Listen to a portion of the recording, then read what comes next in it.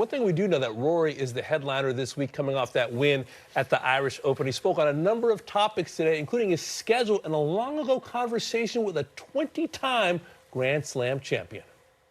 I had a chat with Roger Federer, I don't know, a few years ago, sort of at the end of his career, and he was saying, you know, he wanted to go and play a lot of the places that he could never play during his career. So, you know, some of the smaller 250 events, just because not a lot of people had seen him play tennis before. And, you know, so I think as time goes on and I get to this stage in my career, I can see, like, I get excited about that, about doing that sort of thing. Like, I don't want to be grinding out here when I'm 50 years of age and, like, you know, I'll turn up and play the majors and have a nice time, but, like, you know, whenever I'm done, I'm done. Whenever that is. That's certainly not right now, but I'm certainly closer to that point than I was in 2007 when I turned pro. So, but no, again, at this point, I want to play golf where I want to play golf.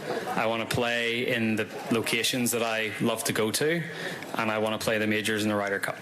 Like, that's it. And so, you know, I'm not going to be bound by minimums or anything else. Like, I'll obviously do my bit to make sure that I keep my membership and all that at the certain tours, but I'm going to play where I want to play.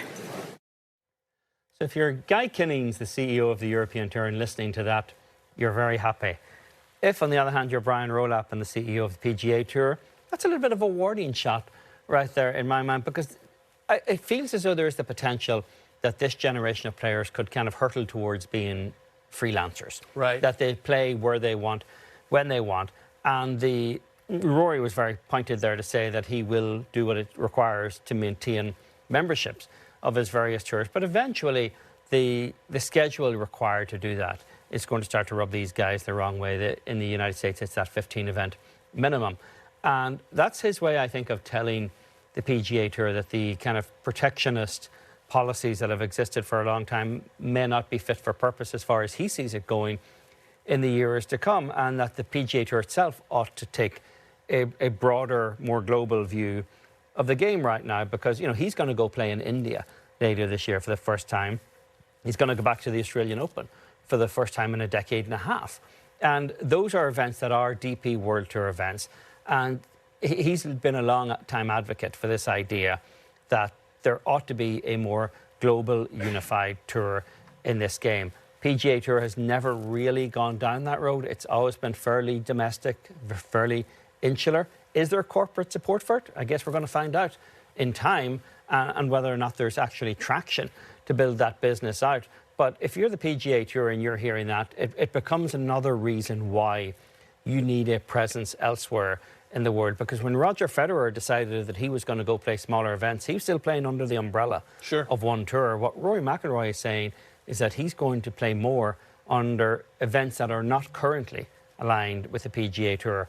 Whether they're in future aligned with the PGA Tour is a matter for Brian Rowlap and his board. Well, you would think that the PGA Tour would love those scenes that we saw in Ireland and want to replicate that, scenes that we saw a year ago when Bob McIntyre won the Scottish Open. Listen, Brian Rowlap comes from the National Football League, which for years never had international games. Now they have 7. You're talking about 3 in London. We already had a football game in Sao Paulo, Brazil, Dublin, Madrid, Berlin coming down the pike. The NFL isn't just a domestic product. It is a global product. And I would think Brian Rowlap, coming from the National Football League, now the CEO of the PGA Tour, would want to treat the PGA Tour in a global fashion as well. And it might be incumbent upon some of those players to start getting those frequent flyer miles and maybe playing in places that they haven't played before. And Rory has talked a lot about the need for a greater elevation and recognition of those national opens, for example. And just as Rowlap didn't need every team to go play overseas, he doesn't need every player to go play overseas either. It doesn't really take much to elevate those events.